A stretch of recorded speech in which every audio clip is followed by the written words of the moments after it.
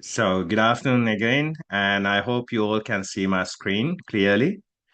I know most of you have arrived here from our Facebook and other social media channels, but those who have no idea about who we are, we have been operating for the last 15 years in Sri Lanka, and we are probably the first firm in Sri Lanka to promote higher education in Finland, which is now a very popular option. And back then, when we started, we were one of the first two firms to promote higher education in Sweden, which is also quite a popular country nowadays. And up to date, we have a scholarship record that is well over 1 billion rupees. I think it's something we are very happy about. And over the last 15 years, we've been able to process over 2,000 Sri Lankan nationals for these countries, such as Sweden and Finland. And probably this is one of the biggest strengths we have because we have hundreds of Swedish and Finnish citizens living in these countries. And we're very happy about what we have been able to achieve over the last 15 years. So, the purpose of this session, as most of you may know, is to explain you a bit about our process, how it works, what kind of requirements you need to have in order to apply, how much it will cost, and all the pros and cons of the process. And as some of you may know, we have already um, been able to fill up about 50% of the maximum handling capacity for this year. So that's the important most thing to discuss here, and that's the very reason why you are conducting these information sessions sometimes months in advance, because it gives us a peace of mind once we reach the maximum handling capacity of about 50 to 60 applicants. We can stop our recruitment drive. Now, if you go back and check our Facebook page, we have done it over the last 12, 13 years at least. We always stop accepting new application once we reach our capacity, and then we can fully focus on completing all the applications without missing any deadline. I can see a message here. So what I'll do is I will allow you guys to ask any questions you may have at the end of the information session. So let's get started about the application process and the entry requirements you need to have. So normally, the general expectation is to have a bachelor's degree with a class. Um, if you have a second upper or second lower on the minimum, that will certainly help you with applying for a scholarship if that what your intention is. But even if you have a general degree with a kind of a higher GPA, closer to a second lower, I would say, you can still apply for options like Sweden, where we can still get you admitted most of the times. But if you want to apply together for multiple countries, then we prefer if you can have at least a second lower for your bachelor's, because that will increase your chances of being able to receive an admission. So our business model works in a way. If you are a married applicant and if you want to go together with your family, we can offer two options that we can try simultaneously, namely Sweden and Finland. In case if you happen to be an individual applicant or a single applicant, we can apply for up to 4 different countries altogether, namely Norway, Sweden, Finland, and Estonia, where you will have more chances of being able to receive at least single or sometimes multiple admissions. And we also handle our process in a way. Let's assume if the husband and wife both are equally qualified, if you want us to help you apply for multiple options together, we can actually do that for the same cost.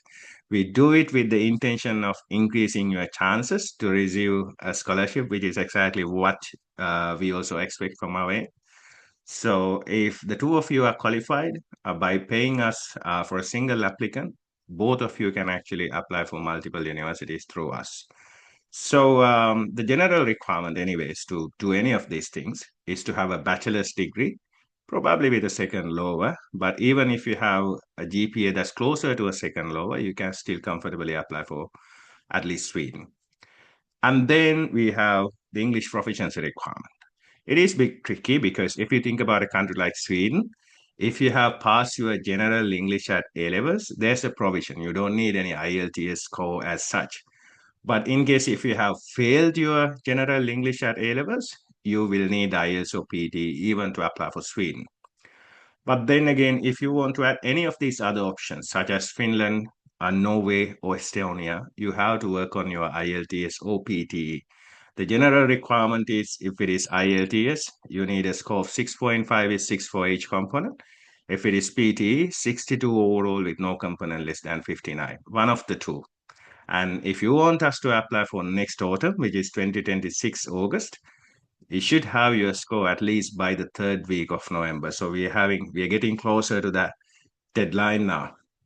What we can do is we can initiate the process always with Sweden if you have passed your general English. And then if you can provide us the IELTS or PT score at least by the third week of November, we can continue to add all other options without missing any deadline. And some of you may ask, okay, as far as I know that the application deadlines are in usually scheduled for the third week of January. But if you carefully study this again, there are three universities in Finland, namely University of Helsinki, Aalto University, and LUT University. They have their application periods opening up around early November. So that's why we need your IELTS as early as possible, at least by the third week of November, to ensure we don't miss any deadline. So the third thing you have to think about is the tuition fees involved. We try our level best to secure at least a partial scholarship most of the times, but in case if you end up going there as a fee-paying applicant, you should have the ability to pay at least for the first year of your tuition fees. It is an absolute must because that's one of the common mistakes some of the Sri Lankan nationals make. They have this pre-assumption, it's like if you think about a country like Sweden, they only ask you to pay for the first semester. But if anyone go like, okay, I'll pay for the first semester and somehow, after going there, I'll work there full time and then somehow recoup this amount of money required for the second semester, there's a higher probability that you'd fail. The reason is it takes some time to find that first income opportunity in these countries. So it's always better to be financially prepared, at least for the first year. On average, let's forget about all these scholarships. On average, the tuition fee involved in most of these countries will cost you about 10 to 15,000. 10,000 is the low end, and 15,000 is the upper end. That's about 3.3 million to 5 million, or slightly more than 5 million rupees per year. The fourth element here is about completing GMAT. It is completely optional, and GMAT is required only from those who are planning to study subjects like business analytics, business intelligence, and similar areas. The idea is there are some universities, namely Aalto University is one of the universities I could recall. There are some options in Finland. So apart from Aalto, you have University of Oulu. They require you to have GMAT for one of their programs, business analytics. And there are some Swedish universities as well nowadays, namely Uppsala University, Gothenburg, and even Umeå University. So the difference is in some of these universities, they have a separate GMAT group. If you have completed the GMAT score, you will have the priority. And there are some other universities like Aalto, where they have made it compulsory for you to have a GMAT score to apply for some of their programs, such as business analytics. So it's entirely optional, only applicable for those who come from management backgrounds and who have management related qualifications. The idea is, let's assume you have a first class degree, an IELTS score, and the right GMAT score. Then if you apply for any of these universities, you will have the first level priority compared to the rest of the Sri Lankans who do not have a GMAT score. That's the basic idea. So it's always good to take up GMAT, especially if you are planning on applying for areas like business analytics. But then again, it's completely optional. Even if you decide not to do the test, we still have plenty of other options that we can apply without GMAT. And as I mentioned before, this is only applicable to individuals who are having management related bachelor's degrees. We don't need GMAT for science related ones. We don't need GMAT for engineering related ones. And we don't need GMAT for anything else. It's only for management related studies and at some of the top universities.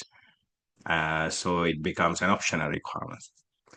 And also the last one is about paying the remaining part of the tuition fee. Let's assume you land a 50% scholarship and your original tuition fee is 10,000 euros. You still have to pay 5,000 euros out of your pocket. So you should have the ability to pay this at least for the first year on the minimum to make it safely in these countries.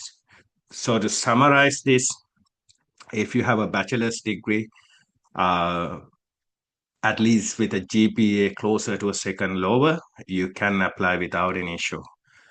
If you have passed your general English at A levels, at least with S pass, you don't need IELTS to apply for Sweden.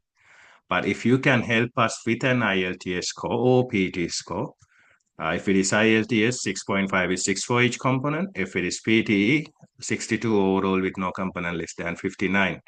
If you can help us with one of these scores by the third week of November, we can, in addition to Sweden, also add options like Finland, and for individual applicants, even options like Norway and Estonia for the same cost. If the two of you are applying together, I still recommend both of you, husband and wife, to take up IELTS or GMAT, especially if you have a class for your bachelor's. So we can apply for multiple programs. So what we normally do is we apply for 4 different programs from Sweden, 4 different programs from Finland, and if we are adding Norway and Estonia, we add about 3 to 4 options from each country. So that will create an environment where we can apply for up to 8 or sometimes 12 master's programs. So you'll have 1 out of 8 or 1 out of 12 kind of a probability to be able to secure a scholarship of some kind. So I'm receiving multiple messages today. I'll answer all these questions towards the end of the session. So I'll go to the next slide real quick. It's about the disadvantages of these countries. One of the biggest disadvantage I see in Nordic countries and even most of the European countries, maybe apart from the Commonwealth area, is the fact that they have their own languages. Now, even in countries like Sweden or Finland, it's the exact same. You have to work on the language, especially if you have a non-technical or non-science background. You obviously have to, compete for some of these job openings with the locals, for which you will need the local language. So that's something you have to work on, and that can be identified as probably the biggest disadvantage in these countries. And also, you have climate related issues. Not everyone will feel comfortable, at least initially. You have cultural shock kind of issues, but these are mostly outdated nowadays. But back in the old days, I received some complaints from my students saying, "Look, Chamaka, I'm the only person of color in my area, and I don't feel that comfortable and all that." But with the increase of Sri Lankan and Indian and basically students from the subcontinent lately, I don't think this is no longer a real issue, but it can be an issue for some. And last one is also important. It's about difficulties in finding employment, which is also a real issue, especially if you come from a non-technical or non-science background. Because the idea is these countries, in a way, they offer you more clearer, kind of safer pathways to settle down, but at the same time, it's somewhat difficult to find a job offer, any kind of a job offer, if you don't speak their language. But that's not common to, that's not, applicable only to Sweden or Finland. That's how it is anywhere in, most parts of Europe, except maybe UK and Ireland. So that's something you have to get used to and prepare for in advance. Now I would like to talk about um, the advantages of studying in these countries. First one I see is the fact that they do offer widely available scholarships.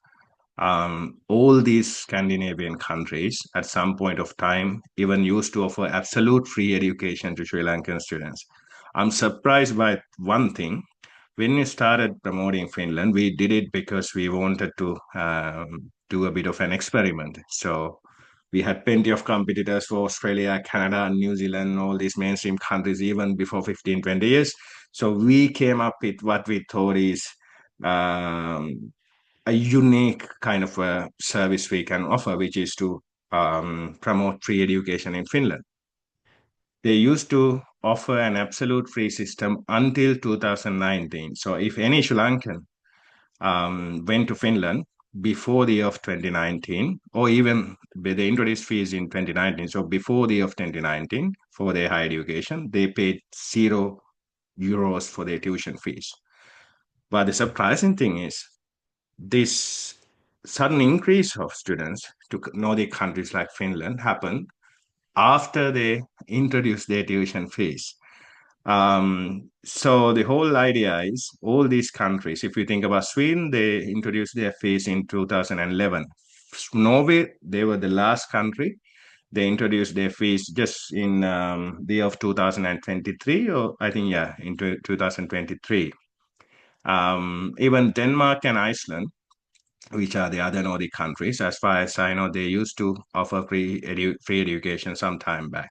So the whole idea is you do have the ability to secure a scholarship of some kind if you apply for multiple universities, and which is that is something we are very focused on.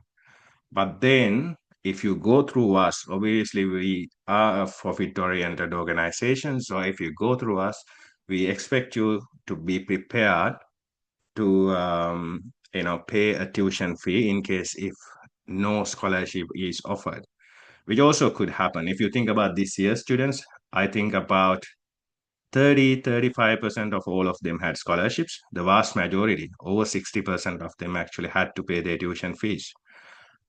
So you have to be prepared to pay a tuition fee in case if you receive no scholarship. But then again, we'll try our level best if you have at least a second lower. And the second advantage I see is the social security benefits they offer, regardless of your visa. It's applicable to basic healthcare facilities, especially in the event of hospitalization. It also include free education for your children, which can be a concern for some of the parents, especially there are some countries where they charge load of tuition fees for school-going children, from school-going children. It's not the case in these countries. And it's applicable to early childhood centers as well. You pay little to no fees, especially for publicly owned places. And that is obviously an advantage for parents with children. And also, the third one I see is the ability to apply for work permit, even with an entry level kind of a job offer. This is theoretically true because they have given salary threshold. For an example, in Sweden, they have a threshold of 28,500 Swedish kroners. If you find a full-time job that pays you that much of money, you are allowed to apply for a work permit. So they don't specify anywhere as to like, this is the kind of job you had to find. They have given you a threshold that you had to meet. Same for Finland. They used to have a threshold of 12,000. It went up to, if I'm not mistaken, 14,000 euros annual.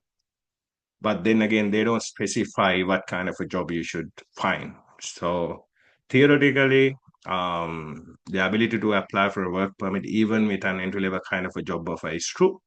But in reality, no Swedish company will pay 28,500 for an entry-level kind of a job offer.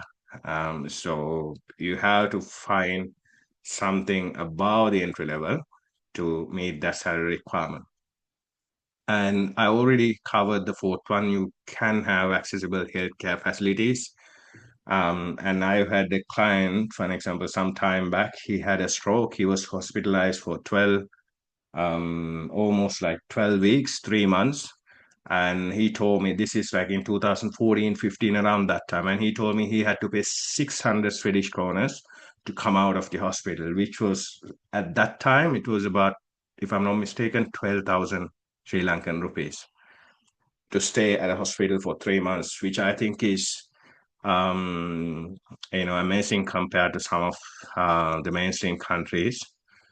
Because obviously you have the option to purchase an insurance, but without an insurance, if you end up in a hospital, I'm sure you will kind of pay millions of rupees worth of money if you spend 3 months in a hospital. So that is also obviously an advantage I see in these countries. Free education for your children, including state-funded daycare facilities that I already explained about, and ability to study all vocational training in local language free of charge, which is also an advantage, especially if the two of you, husband and wife, decide to go into these countries.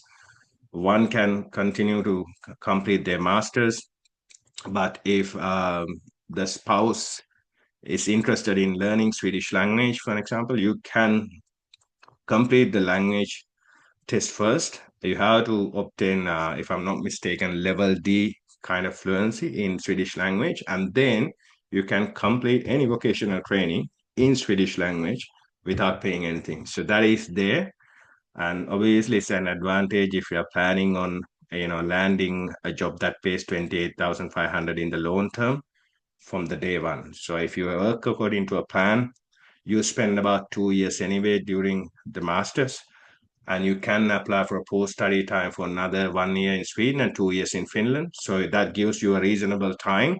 So if you create a plan in a way that at least one of you can meet the requirement of finding a job offer that pays desired threshold requirement, I think you'll be in good hands later on. And the last one um, is about the fact that they have all these countries, they have inclusive systems in places to absorb immigrants. They offer you free education, at least for your children. They offer you the ability to learn the local language. They do have places where they teach vocational training free of charge, mostly in the local language. So all of this is there if you want to continue to stay in these countries in the long term. So basically, that can be considered as one of the biggest advantages as well. Now, I would like to talk about things to be concerned of. Number one is you have to either secure some kind of a scholarship or have the ability to pay your tuition fee, at least for the first year. As I said before, if you think in a way that okay, I'll pay for the first semester anyways, and then I'll go there and find a job and pay the remaining, you're highly likely to get into trouble, because the ground scenario is if you get into the country, it takes at least 3-4 months nowadays to find that first job. So you will be left with 2 months to find your tuition fee. So I don't think it'll be possible for the vast majority. So it's better to be prepared financially in case if you have no scholarship, please ensure you have at least 1 year worth of tuition fees in hand. So that gives you some room to prepare for the third semester. And second one is about having sufficient funds to cover up your living expenses. Our recommendation is at least to have 300,000 for a family of two and 350,000 for a family of three if you have a child. And in case if you're an individual applicant, at least good 250,000 into 6 months. So when you have that kind of a budget on the minimum, it gives you a peace of mind. These countries, they allow you to work. If you think about Sweden, they allow you to work full time. And Sweden is probably the only country. Oh no, there's another country, Estonia. There's only a couple of countries in the whole of European Union, as far as I know, where the international student is allowed to work without any restrictions. So they do allow you to work full time as long as it doesn't your roster doesn't clash with the actual full time studies. Even if you think about Finland, they allow you to work 30 hours per week, and your spouse is allowed to work full time. So you do have hours. So if you utilize these hours wisely, I think it's possible to cover up your expenses on the minimum.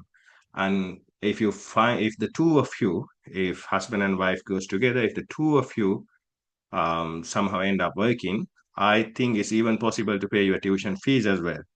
But you have to, my thought about it, and as a firm, we believe in the fact that you have to think about financial security, because most of you, I know, you kind of leaving your careers behind. You're leaving, good professional careers. Most of you, most if not all of you. So it's better to be safe. And in order to create that safe environment, it's better to have some tuition fees, at least for the first year, and some living expenses, at least for the first 6 months. So that gives you a peace of mind to be prepared to find that first income opportunity in the country. The third one is about the willingness to learn local language and to make local contacts, which is also very important nowadays because if you do not learn the local language, sometimes it can be very hard for you to, find a full-time job offer because when you do, you have to obviously come up with references. So in order to have references, you have to know some people. So the best idea is to work on the local language in the long term. You do have time for that. But if you start from the day one, you will have at least a few months time that you can effectively use to learn at least the basics of the language, which will really help you in the long term. And I already explained this before. Your spouse can always work full time. So if your spouse could find a full time job offer, it doesn't always have to be you who apply for a work permit. Even your spouse can, instead of you can apply for a work permit and you can become his or her dependent later on. So these countries allow you to do that. So if the two of you go together, you will have two possibilities. If one of you can find a job offer that meets the salary threshold requirement, you can apply for a work permit and the other person can apply to become the dependent of this main visa holder. So if the two of you work from the day one, you do have 3 or 4 years, 3 years in Sweden, 2 years plus the post-study time, 4 years in Finland, 2 years plus the post-study time of 2 years to find a job offer. And the last one is more like a request. I highly recommend all of you to complete your studies entirely before thinking about switching your visas. I can even give you one recent example. I had this client of mine. They were on a student visa first, and then they switched to a work permit, and the company kind of collapsed, and they had to find a new job within 3 months, which is something they were not able to do.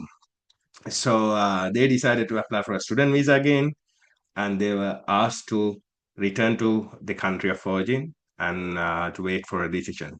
So I think they were basically asked to go out from the EU and wait for the decision. So they had to return to Sri Lanka. They called me stressed out. We don't know what will happen. But anyways, we have heard of some other clients who have received visas after receiving, after returning to Sri Lanka. And luckily, they were allowed to go back in. But nowadays, I think the safest thing you can do is to complete your master's or complete your bachelor's if that is what you're going there for. Because once you complete it, even if you want to apply for another master's, it will be possible. But if you, in the middle of your study, decide to switch to a work permit and if something goes wrong, I don't think you can internally switch to another student visa. They usually ask you to go out of the EU and wait for the decision, which can be risky. So it's always better if you complete what you are going there for. So now I want to discuss a bit about how our process looks like. So if let's say you make a decision to apply through Eduzone, how the process looks like. So it's basically a three-step process. First one is we have this assessment process of ours. So if you are to initiate the process, we need a copy of your degree cert, a copy of your transcript. If you have completed any kind of accredited prior learning and a top-up degree, then we also need documents related to the first 2 years of your bachelor's. We also need a copy of your passport and our assessment application, which is something I'm going to send out to all of you, hopefully by tomorrow morning. So once you hand over these documents along with our assessment application fee, which is 35,000 rupees, we can within a couple of weeks come back to you with a list of options available, all the course contents, related to those programs, and all exact documents we need from your end to process you further.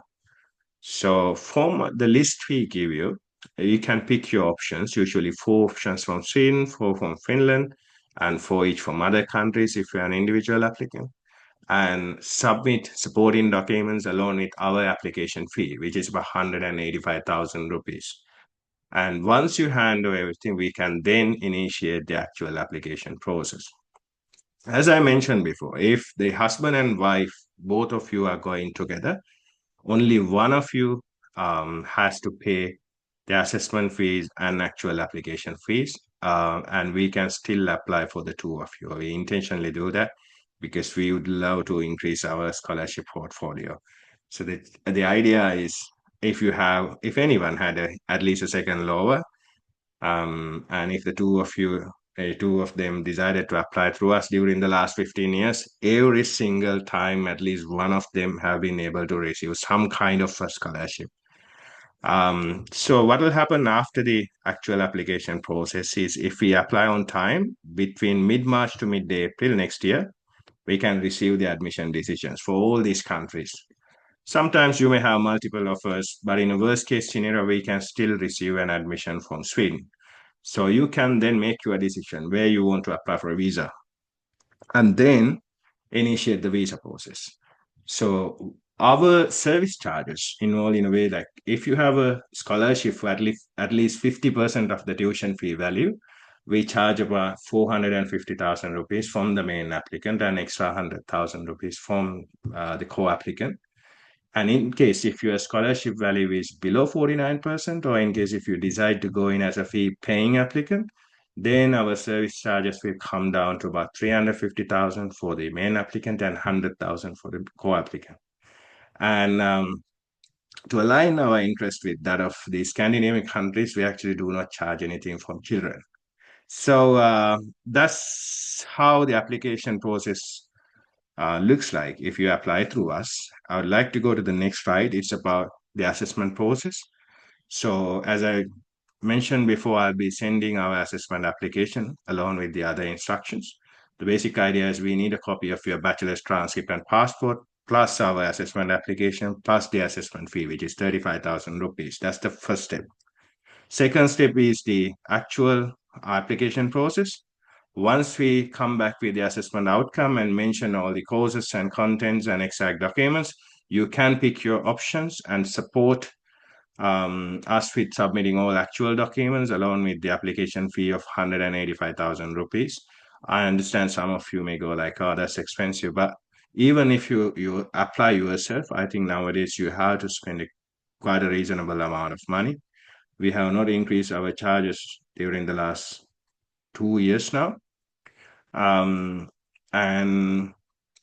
I believe it is kind of a reason. We do have a slight markup, but sometimes when the husband and wife apply together, there's no markup for us. Because these countries, if you think about Finland, they have recently introduced an actual application fee, which they did not have before. And we have not raised our application fees after that. So the basic idea is once you submit your documents, your options, and the application fee of 185, we can move to the actual process.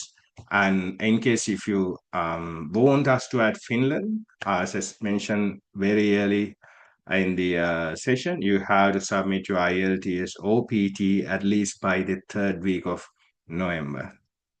So visa process depends from one country to another, but there's something common about Sweden and Finland. They both have electronic visa processes. So what will happen is we apply for our visa online, and I'll start with Sweden. So two possible scenarios are there. Once we apply for our visa online, they could simply request us to come down for a biometric visit, which is the healthiest most scenario. So back in those days, they had direct grants. Now they have changed their policies. They don't grant visas without physically seeing you. So they will send you a request asking you to appear for a biometric identification at the Embassy of Sweden in New Delhi. But still, it's a healthy sign.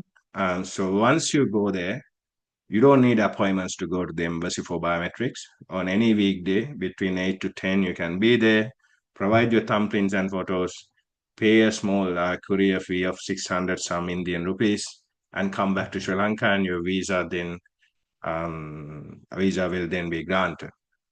That's the best case scenario.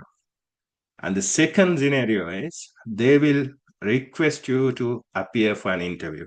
If that's the case, we have to write to the embassy, secure an appointment date and time, visit the embassy, face the interview, and then you can still provide your biometrics and come back to Sri Lanka. You have to go there for the second time. Finland is slightly different. They have outsourced now the process to VFS, so popular entity. So what will happen is you have to secure an appointment from VFS, visit the Embassy of Finland, provide your biometrics, provide your documents, and then you can come back. And if you're married, sometimes you can receive appointments on the same date, but in most cases, lately you have to go on two different occasions. So the idea is you have to go there, provide your biometrics. Once you come back, your visa will be granted. And for the spouse, Finland actually wants you to legalize your marriage certificates. And even if you have children, it's the same. You have to legalize the birth certificates. So that legalization process takes some time. So if you are to add Finland as an option, it's a cool option. We can certainly help you with the appointment processes. It's a bit chaotic with the number going up, but then we can still, if we plan the process in advance, we can most of the times make it on time. I'll give you a number. This year we have two pending Finnish visas, and luckily the universities are flexible, so I think these visas will be processed soon. But everyone else, they managed to get their visas on time. So I also want to talk about Norway and Estonia real quick. It's applicable only for these individual applicants, but the Norwegian process works in a way we can apply online. Then we have to submit our documents at the VFS in Sri Lanka itself. You don't have to go anywhere. And then in about a month time, you can receive the decision. And Estonia is the old school system.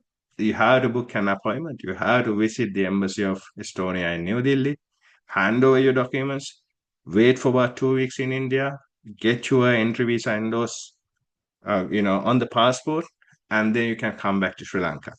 But then again, we only promote these countries, Norway and Estonia, for individual applicants. So I see nothing wrong with spending a couple of weeks in New Delhi, for an individual applicant. If you want to travel around, you can. If you want to stay in the hotel itself, you can do that as well.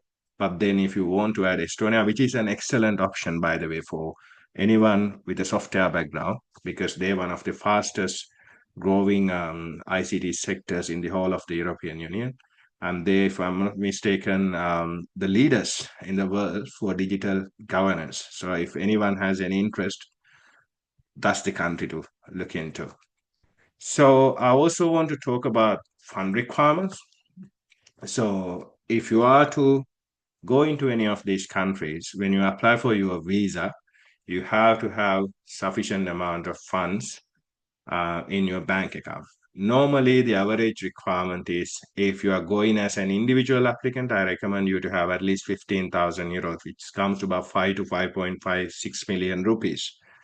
If the two of you are going there, I recommend you to have at least good 20 to 25,000 euros, which comes to about 9 million rupees. And if you are adding any child, you have to add at least 1.5 to 2 million to that 9 million figure. So you get about 10.5, sometimes 11 million rupees.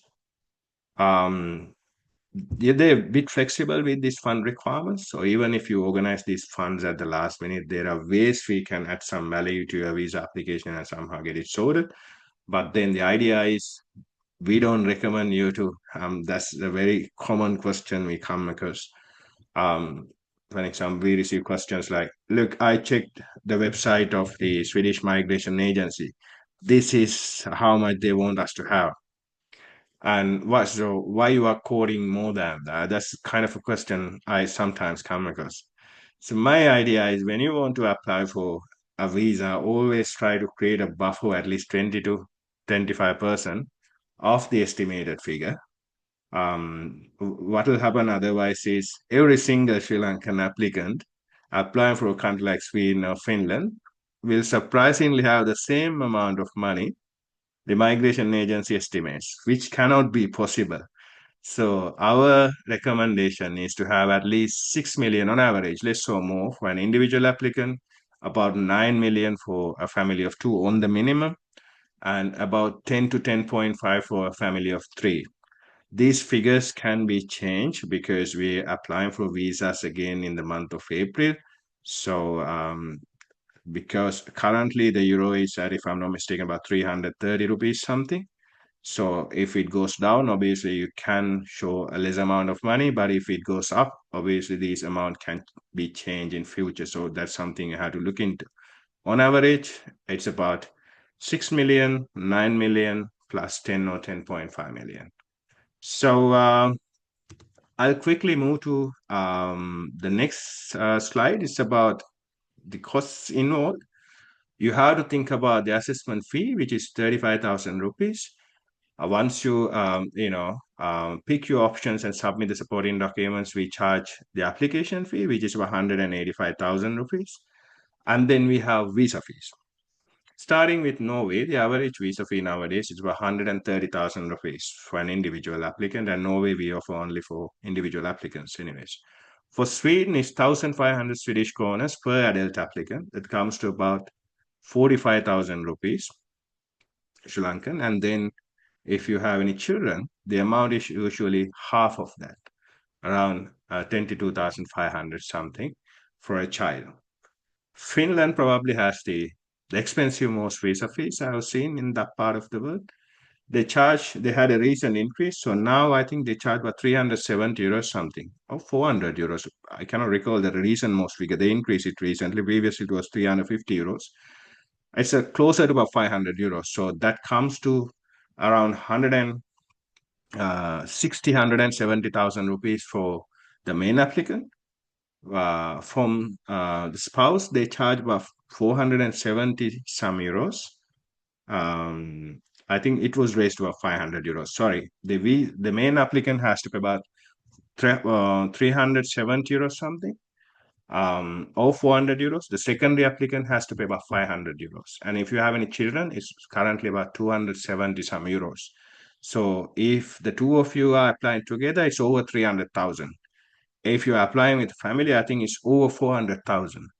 But then we only recommend Finland if you have a scholarship. So if you have a 50% scholarship, although the visa fee is on the higher side compared to some of the European countries, obviously these fees are still cheaper than some of the mainstream countries. So if you have a scholarship, I think it'll balance out. So normally the idea is about 400 euros for the main applicant, 500 euros for the secondary applicant, and 270 for each child. So when it comes to Estonia, the average fee is about 100 euros. So that comes to about 35,000 euros. Estonia may not be an ideal option for the most, but if you are into science, technology, especially software engineering, AI, digital infrastructure, digital governance, all that, Estonia can be a super cool option. Lower tuition fees, lower living expenses, and plenty of opportunities around. And you also have to think about your air tickets. Normally, there's a couple of air tickets involved, especially if you apply for Sweden, Finland, and Estonia, because you have to travel to New Delhi. The average cost involved nowadays is about 100,000 rupees for a ticket. So if that is something you have to, prepare for.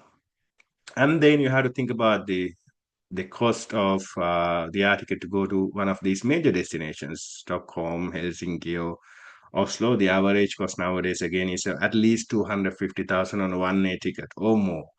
So you have to think about setting up aside some money for your air tickets as well. And then you have your other expenses. For example, when you visit the embassy, you have to pay them a small courier fee. You have to pay, if you're applying for Finland, there's a legalization charge involved, usually about 3,500 INR.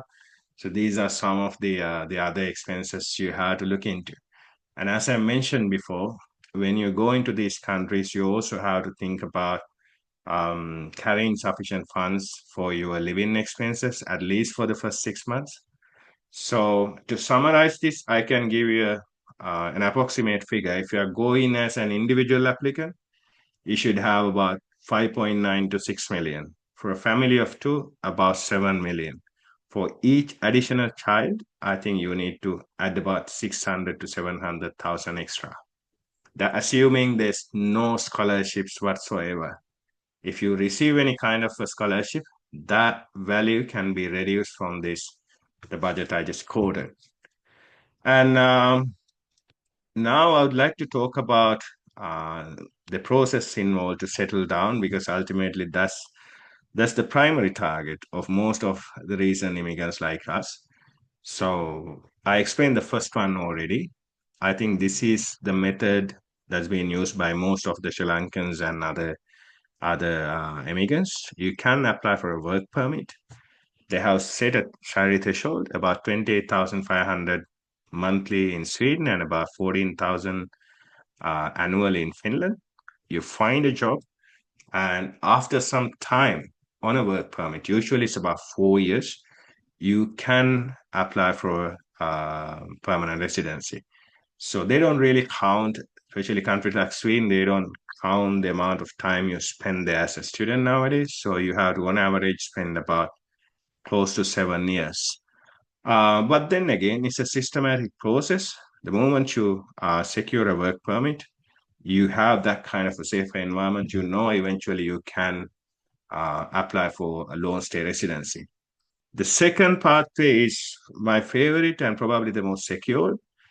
Once you go there for your master's, if you can complete or secure an admission at least for a PhD, all PhDs in all of the Nordic countries offered free of charge. There's no any tuition fees involved. And all these opportunities are considered as equivalent to employment.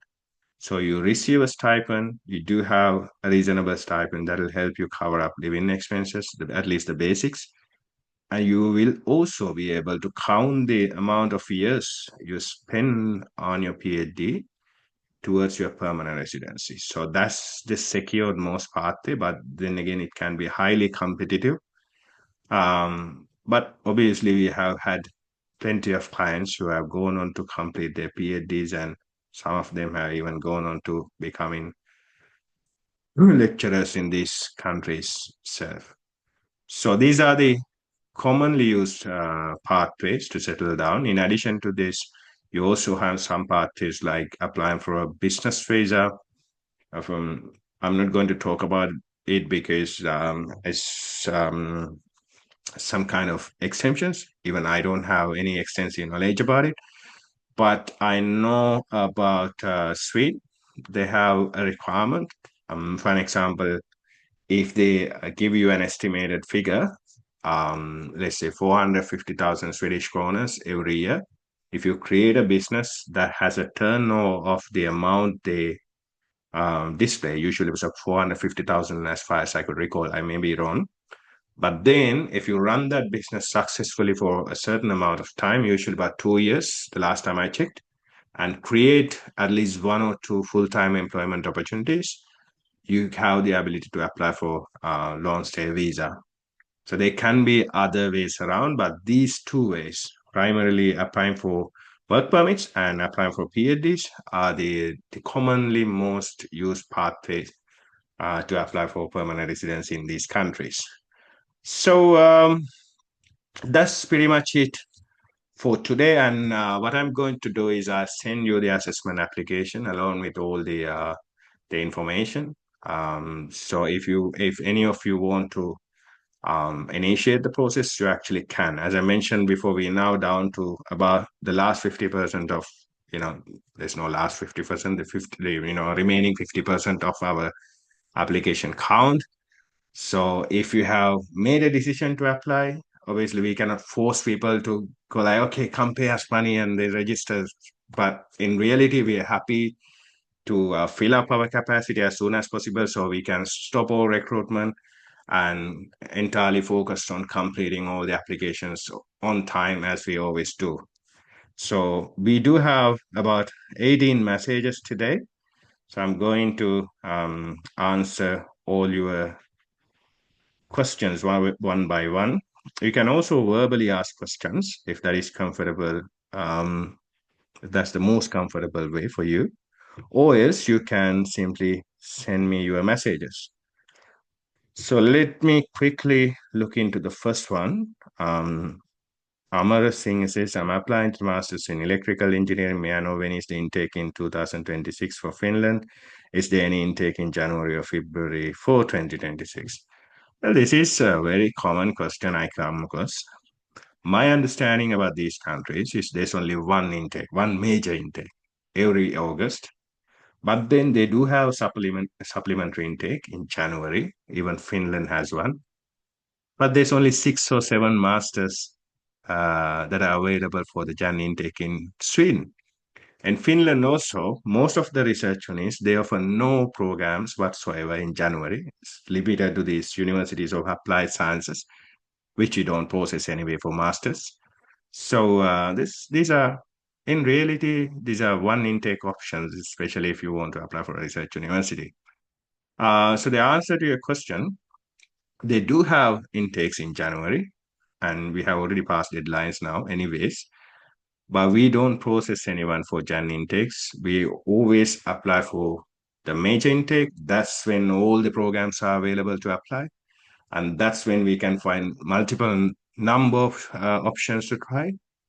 And by applying for multiple number of options, we can increase chances of securing some kind of a scholarship. So the timeline works in a way, this is the time to apply. If you go through us, you can submit your IELTS or PT by the 3rd week of November if you want to add options like Finland. And if we apply on time between 15th March to 15th April next year, we can receive all these admission decisions, pick the best one, initiate the visa process. If you're lucky enough, we'll be able to get the entire process completed before the end of June. All the programs they're starting towards the end of August. The earliest possible flying time is 1st of August. Haritha Pereira also has a question. How about having a professional qualification like CIMA, ACCA membership as the bachelor's degree? Unfortunately, Haritha, it's not possible for these countries.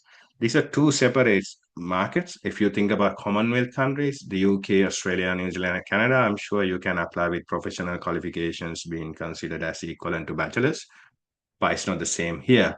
But you can do one thing. If you have completed your CIMA up to the managerial level, if you decide to complete the degree final year locally in Sri Lanka, after completion of the final year, you can certainly apply. But CIMA alone won't help us to apply for these countries. He also adds our master's and DBA, PhD both available. They do have DBAs. DBA is more like a Commonwealth concept. No Scandinavian country offers DBA as far as I know, unless it's a private college of some sort, which they don't have in Sweden and Finland. But they do have PhDs. But then again, the primary requirement to be considered for a PhD is to have a bachelor's plus a master's. Chamod also has a question. Show money requirement. I think I already explained this during the discussion. The actual amount required, Chamod, is if you're an individual applicant, you need to have about 6 million. That's a ballpark figure. That's not the exact or the estimated figure. About 6 million. If the two of you, if you're married and going with your spouse, it becomes about 9 million. If you have any child, then you need to have at least 1 to 1.5 million for each child. Pubudu has a question. How is the possibility to apply 40 years of age person only with A-levels and having more than 15 years of managerial experience? So Pubudu, I cannot say no to this question. I mean, I cannot simply give you an outright no, but we don't feel comfortable applying for countries like Sweden for a bachelor's at your age. But we can try to apply for Finland for bachelor's.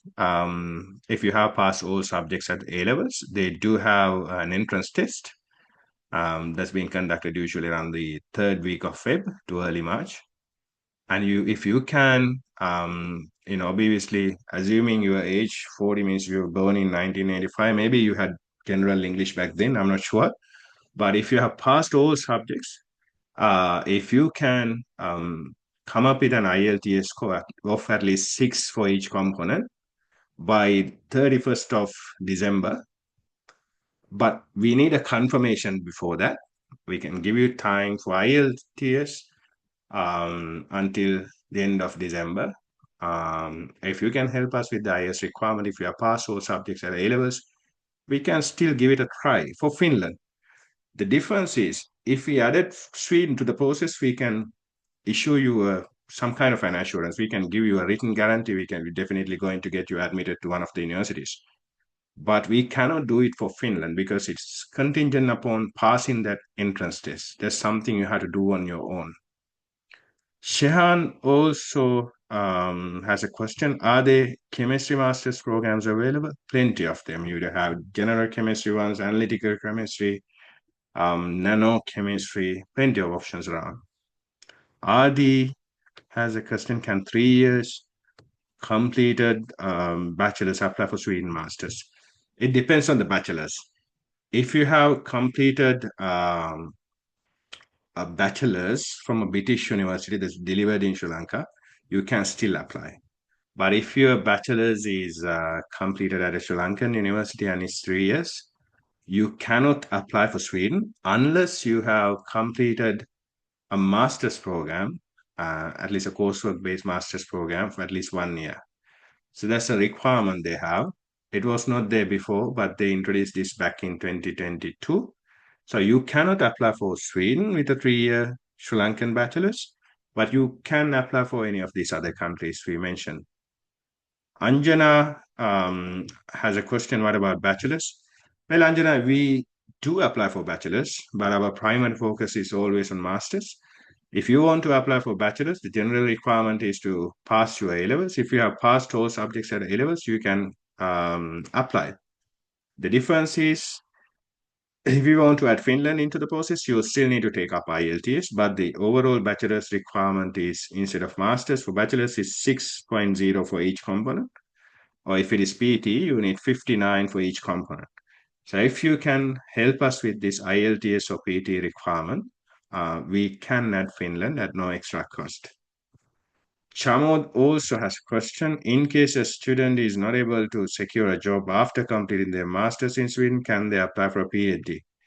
Well, Chamod, my advice is to start preparing for a PhD before you actually complete your master's. When you're in the last semester, maybe you can start approaching all your professors from your current university, from other universities, and see if there's anything that's ongoing. Because obviously, you'll be given 1 year time in Sweden to find a job offer. So your PhD hunt should begin around the same time. You can do both simultaneously. Try to find a job offer and try to secure some kind of an offer for a PhD. Not only in Sweden, in that case, there are plenty of countries in the UAE. At doctoral level, there's no tuition fees whatsoever. So you can, but it's better to start this process as early as possible. Kavya has a question. Can you send the Zoom record, please? Yeah, Kavya, we're going to upload this anyways later on. And I'm happy to share a link with all of you by morning hours. Sachi, can I apply straight to a PhD through you? No, Sachi, you cannot apply through us because our services are limited to masters. Very early into our business, we have actually tried to secure offers for PhDs. And over the years, what we realized is when you want to apply for a PhD, it's more about interacting with the supervisor. So being a third party, we cannot play any role there. But I can, if you have the minimum requirements met, if you have a bachelor's and a master's, the best thing is if you go into any of these university websites, if you find their careers page, they advertise ongoing PhD candidateships from time to time, usually under job vacancies. If you find one, you can continue to apply, continue to follow the instructions. And if you land some kind of an offer, you can then apply for a visa. I'm happy to share any information as if you can approach me later on, I'll give you the contact details. But we cannot offer our service to apply for a PhD because it's far more complicated. Aruna has a question. Are you coordinate for bachelor's degree? We do, Aruna. As I mentioned before, the general requirement is to pass all subjects at A levels. If you have passed all subjects at A levels, you can apply. But if you want us to add Finland into the process, you also need to submit an IELTS score of at least 6 for each component. If it is PTE, the required score is 59 for each component. Ruan also has a question. I already completed MPhil in here. Can I apply for a PhD? I believe, Ruan, you heard me about the overall application process involved for PhDs. You can find this under job vacancies if you visit these university websites. So you can give it a try. It's just that we, being a third party, cannot really help you apply for a PhD through us. Chanaka has a question. Can we apply for a PhD if you have MSc in SL? Same answer, Chanaka. Mithika has a question. Can I apply for Swedish scholarship with 3-year bachelor's degree? It depends on the bachelor's, Mithika. If your bachelor's is obtained from a Sri Lankan university, and if it's 3 years, then you need at least 1 year for master's. But in case if you have completed a British degree or any other foreign qualification in Sri Lanka, you can apply without any issue. Aruna has a question. Can I know the possibility of applying for MPhil in Sweden with scholarships? Unfortunately, the title MPhil is more like a Commonwealth. I never ever seen any MPhils in Sweden or Finland for that matter. They may have one or two. I'm not sure. Generally, all these Swedish masters are created in a way. It contains 1 year of coursework followed by 1 year of research. And you do have very rarely masters by research programs. I've seen about 3 or 4 programs in entire Sweden, but there's no MPhil as such. The title is not there. Kalana has a question. Is it possible to fulfill fund requirements with an education loan? Theoretically, yes, Kalana. But then it depends. I'm not sure. I'm not a kind of a person who would feel very happy about applying for education loans because it's always you have to think about repayment. So if you go there, find a good job, you can always start repaying the money. But then again, if something goes wrong and if you're unable to repay, then you are in trouble. So that's a serious thought. Good question. You can obviously approach one of the banks. Even we've been receiving offers from banks from time to time, but we never thought about that area. But yes, if you want us to help you with the documents for a bank loan, we can. But I don't really feel comfortable recommending you these options because, as I mentioned before, if you do not land any kind of a scholarship, you still need a reasonable budget to survive well in these countries. So if you rely on a bank loan, then it can be troublesome, especially if you have to pay the entire tuition fees. If you have a scholarship and simply want to secure that initial capital, let's assume if you have a 100% scholarship, you just need a few months of living expenses. In a scenario like that, applying for a bank loan can be a very positive kind of a move. But if you want to go into any of these countries by borrowing money, 100% as a fee paying applicant, I don't think it's that kind of a wise move, to be honest. That's just my opinion about it. KP, if someone already has a master's here in SL, can they still apply for master's degree in Sweden? Yeah, it doesn't matter as long as we don't apply for the same program. Let's say if someone has an MBA, if you want to apply for a master specializing in entrepreneurship, you can certainly do that without an issue. Shahara has a question. How long are the funds needed to be matured? Should the funds need to be in FD and kindly advise on source of funds? Well, Shahara, about source of funds, we can manage with your payslips and with a bit of a written explanation. Anyway, source of funds are only required for Finland. Any other country, Sweden, or even Estonia, they don't require you to have such. Finland, they also slightly flexible compared to many other countries. If you can, it depends on your salary. If you have a reasonable salary, reasonable in the sense, let's assume that you're going to show them about 15,000 euros. If you have a salary of at least 1,000 euros a month, then it becomes reasonable. Reasonable in the sense like they can calculate it and think about it in a way. Okay, this guy is making 1,000 euros and he has 15 times his salary, which can be normal situation. So it depends from one person to another. The maturity requirement, again, it depends. So if you, for an example, sell a piece of land, if you have the documents in your hand, you can, and you decide to deposit these funds at the last minute, as long as you have a valid source with a bit of an explanation, we can apply for a visa. But in Finland, they have mentioned this rule of having these funds for 3 months, which they surprisingly did not enforce before. But this year, even we experienced some cases where they ask you to produce bank statements for 3 months. So it's better to have funds for a period of 3 months.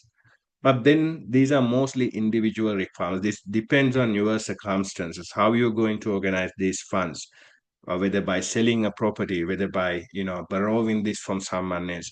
So with regard to funds, sources, and all, I recommend you to contact us directly so we can have a discussion about this relating to your situation. Kavindi has a question. I hold a bachelor's degree in business administration from the University of Colombo, and I'm currently unmarried but expecting to marry soon. My partner has completed NVQ level 4 in automobile motor mechanic. Can we both apply? It's a different situation for your partner, Kavindi, because it's considered vocational training. So it has nothing to do with the overall application process. But we can certainly apply for multiple masters for you related to business administration if you have a 4-year degree, and your partner could also join you as the dependent. But I can give you one advice since you are not in married. Try to save your whatever, hotel bookings, whatever evidence you have to prove your relationships safely. And also, it's a good practice if you can open some kind of a joint account and deposit some money there. Because if your marriage is so recent, nothing to worry about. There's no specific time as this is how many months you should been married before applying for visa. But then again, they can always, the marriage is so recent, they can question you about evidence of relationship. So it's better to have some evidence.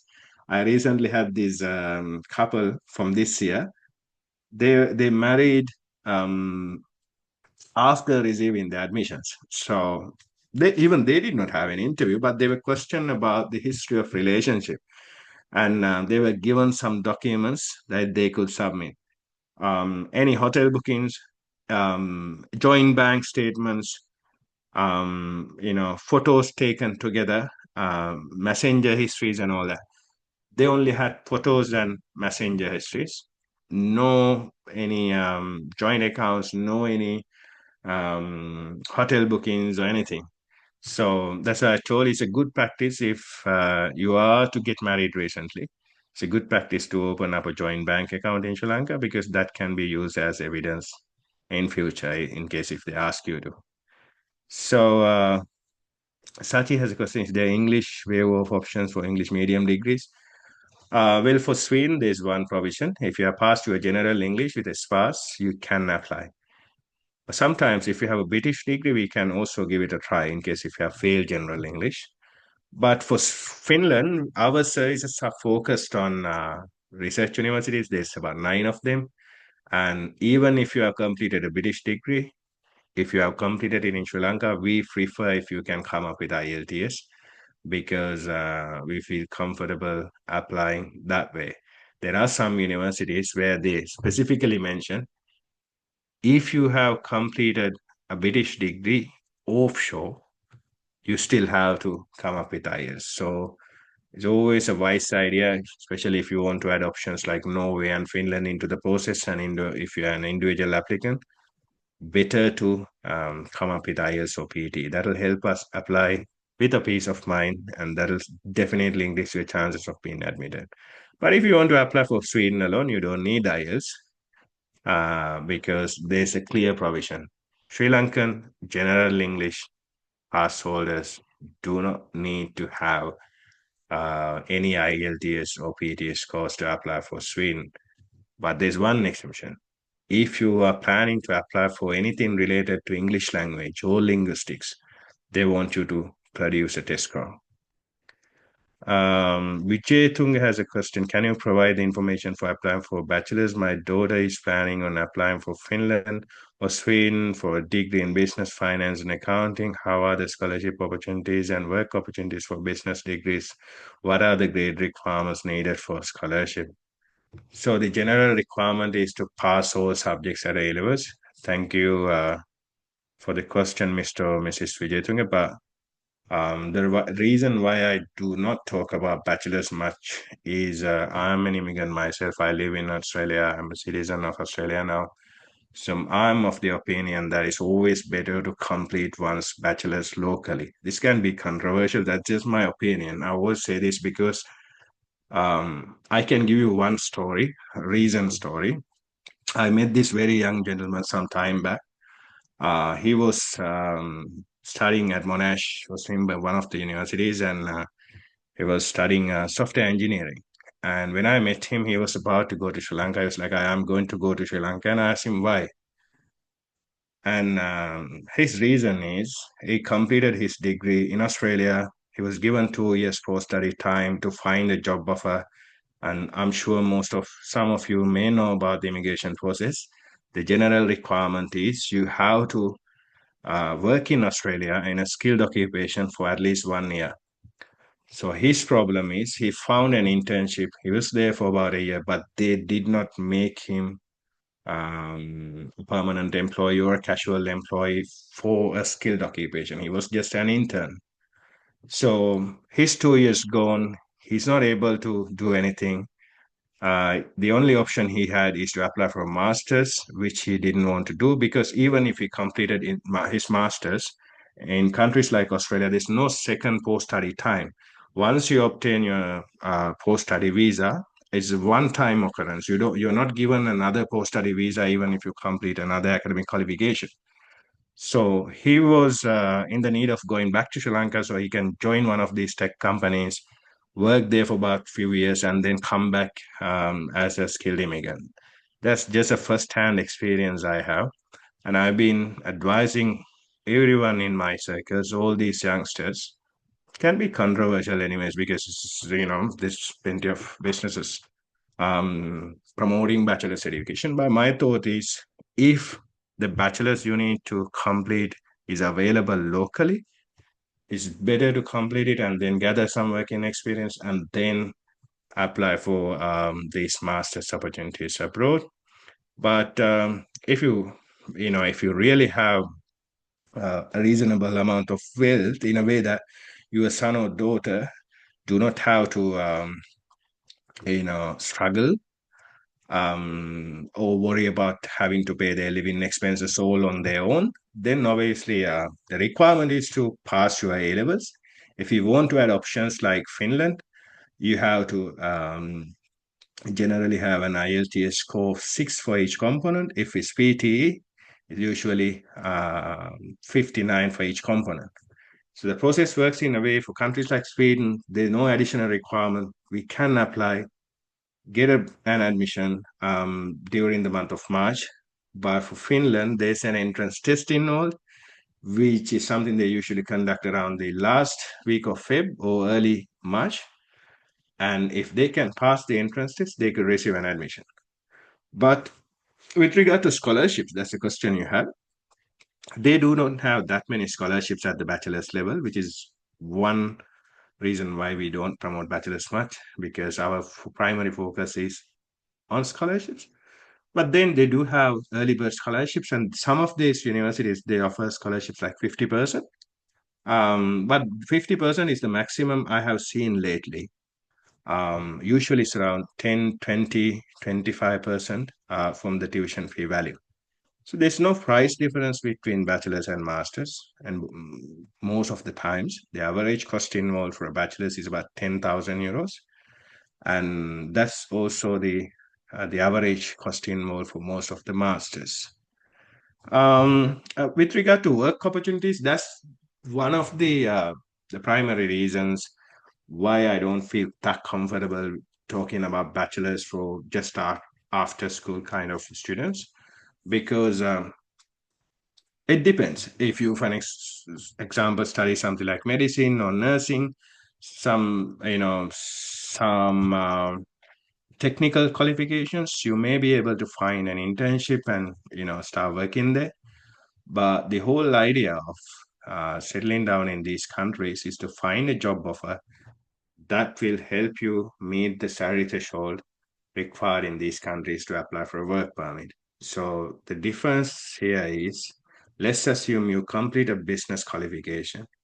Obviously, no company is going to hire you at the managerial level. They will hire you as an intern. So you need to spend some time as an intern in order to be promoted to a position where you can make a reasonable amount of money. And to do this, you only have 1 year in Sweden. In Finland, you at least have 2 years, but in Sweden, you have only 1 year post study to apply for a work permit. So when you complete your bachelor's, to find a job offer that pays you 28,500 Swedish kronor in a country where the minimum wage is closer to 13,250, which is more than less than half of that, can be a challenge. So I recommend you to do a bit of a research about the opportunities available, um, the overall situation there. If you want our help to apply to help you to move from point A to point B, we can certainly help you out. The requirement is to pass all your A-level subjects. And if you want us to apply for Finland, you also need to have an IELTS score of 6 for each component, or if it's PD, 59 for each component. Shahara has a question. Are there master's options for biomedical sciences? Plenty of them, Shahara. There's plenty of them. Biomedical science, you have molecular biology, even pharmaceutical related options that you can try. There are plenty of options. Chamod has a question. I hold a bachelor's degree in environmental technology from the University of Colombo with a second class upper, which is good. I also passed A-level English. Can I apply for a master's program related to climate change? Absolutely. If it is available, you certainly can. What I'm going to do, Chamod, is I'll send you instructions anyway with to everyone with few links where you can find out more about what's available in these countries. So I cannot recall climate change, but you do have related options. You do have environmental sciences. You do have options like corporate environmental management, even options like natural resources and rural development and natural resources management at Swedish University of Agriculture Sciences. So there are options you can apply for. Asit has a question. If you apply for 2 years master's degree, will both spouse and dependent will get 2 years visa? Only MBA applicant get 2 year visa, and dependent only get 1 year. It depends. It works in a way. If you want to apply for Sweden, all family members can get a full length visa provided you have money for the full length of stay, proof of funds. In Finland, it's slightly different. The main applicant will be given a full length visa, but all the co applicants have to renew their visas year after year. But then they have to complete it, renew it only one more time because the masters will last only for 2 years. It's in a way it's good because, for an example, if the secondary applicant or spouse can find a job offer that pays 14,000 within that first year, they can actually switch to a work permit without waiting for the spouse to complete their masters. Kalana has a question. How's the availability of civil engineering job opportunities in these countries?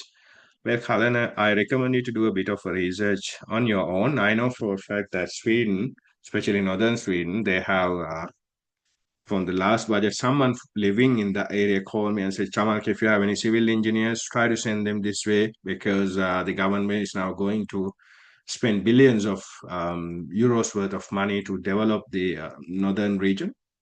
But then again, with regard to employment opportunities, I highly recommend you to do a bit of a research on your own. And if you feel comfortable, you can come back to us for the application process. Pramut has a question. Is it possible to get RA or TA position, research assistant, okay, for master's degrees candidates while studying? I've seen some students, yeah, you do have RA positions, you do have on-campus positions, including student ambassadorships and all, which are usually paid positions in these countries. So if you have good merits, you can certainly give it a try. Sachi has a question. Can I apply straight to PhD with my first class honors? Unfortunately, no. Sachi, you can do it in some countries. For an example, even in Australia, I noticed if you have a 4-year bachelor's with a first class, you can try to apply for a PhD. I know for a fact that in the United States, they allow you to do that. You have a 4-year first class degree, you can apply for a PhD. I personally know a few of my friends who have done that. But in most of these European countries, especially countries like Sweden and Finland, the general requirement to apply for a PhD is to have a bachelor's plus a master's. So that's a general requirement. So I don't think you will be, I mean, these are good options if you want to straight away get into a PhD, but there are some countries where you can actually try that. Also, the Charmika has a question. Is there any time gap for migration after the marriage for dependent? There's no time gap. If the two of you are married, we can help you apply for these two countries, Sweden and Finland. As I mentioned very early, we offer Norway and Estonia at no extra cost for individual applicants. Indira has a question. Please confirm that IELTS not required if the general English has been passed. Yeah, I can confirm that for Sweden, unless obviously they change it this year. But there's only one exception. If you are to apply for anything related to language, you have to take up IELTS. But all other technical programs, science programs, management, everything else, you don't need IELTS if you have passed general English at A levels with at least a simple pass. But who knows? This may be changed in future. So especially if you want to add options like Finland, it's better to take up IELTS. Kavinda has a question. Is it possible to gain an IELTS waiver for a UK degree? It's possible in Sweden, Kavinda, but in Finland, there's about 9 different research units, and there's only one option we can comfortably apply with an offshore British degree. But if you have completed your degree physically in the UK, then we can apply for an exemption for any of these degrees. Lahiru has a question. I'm waiting for my final semester examination results. Will probably release on November to December, then only I can obtain my transcript and the degree certificate will be offered around April. Can I apply for Finland?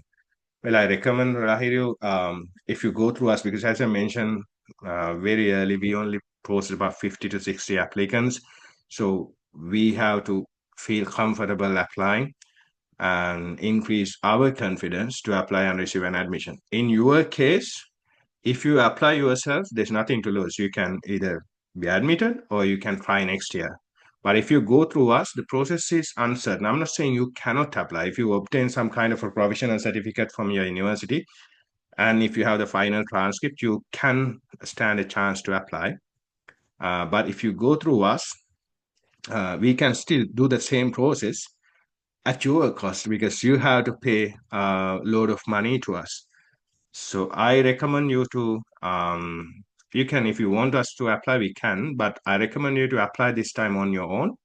If something goes wrong, we can certainly prepare better for the next year. Chamod has a question. Sorry, I think I skipped a question. Okay. Lahiru says he's applying for health-related ones. You can certainly try, Lahiru. Chamod has a question. Can my brother sponsor me for the show money? Should the money be kept in my bank account? Yeah, your brother could sponsor, but I recommend you to deposit these funds into your own account and then provide evidence of the transaction between you and your brother so we can apply without any issue. Navod has a question. I'm an undergraduate student at the University of Colombo, studying agriculture technology, final year. Could you please let me know if there are any agriculture-based master's programs in Finland? Plenty of them. You have agriculture options. Sometimes we can try options like food science. Sometimes we can try options like forestry, even options like rural development and natural resources management. We can sometimes switch to environmental sciences, corporate environmental management, and you do have opportunities as well because I think we have processed at least few couple of hundred students related to agriculture, and I have not heard of anyone returning. So it means there must be some opportunities. I even know few students who have continued their PhDs as well. So you can apply, and there are plenty of options available related to agri in both of these countries, Sweden and Finland. Oshada has a question: what are the countries which can apply for masters with 3 years science bachelor's degree with spouse? Finland. Out of the 4 countries I mentioned, if you are planning on going with spouse, I think Finland is probably the best option we can try. Chanaka has a question: can we show funds as a house or buildings? No, Chanaka, you have this. You should have this in in a bank account. So you do not have to show any evidence of having properties as such. We don't really do that. But you have to have sufficient amount of funds in your bank account. Adi has a question: is there any time gap to apply for masters after completion of bachelor's? There's no such gap requirement or gap issues for these countries, Adi. We can certainly help you overcome um, any of these issues.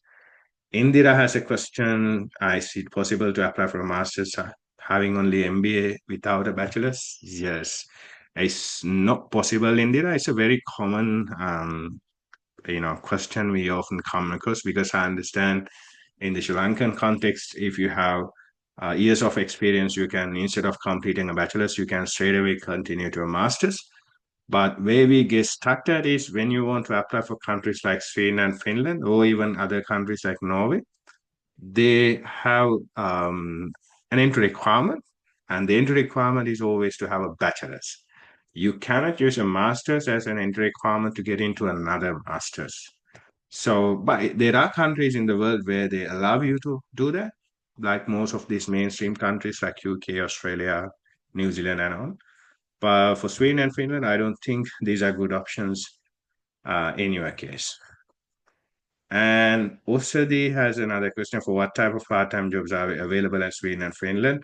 I'm asking whether the pharmaceutical industry related part-time jobs. It depends, Osadi. I recommend you to find this information on your own because we not kind of, I mean, we don't, I'm not discouraging you or anything, but we don't provide any advices with regard to part-time employment as a policy. Kuvindu has a question: in case of show money, do we have to show evidence? I think I covered this, Kuvindu. You do have to show evidence only for Finland, out of all other options we discussed about. And we can discuss about the evidence requirements. For an example, if you have a certain salary, certain amount of salary in Sri Lanka, we can use it as it is without any other evidence. And sometimes, if if you have received these funds from your parents, we can, use some kind of an evidence of the transaction between the two parties from your parents and manage that. So the evidence of having proof of funds it's different from one person to another. So you do have to show evidence only for Finland, and the type of evidence you can show depends on your circumstances. So it's better if you can give us a call so we can have a chat about this.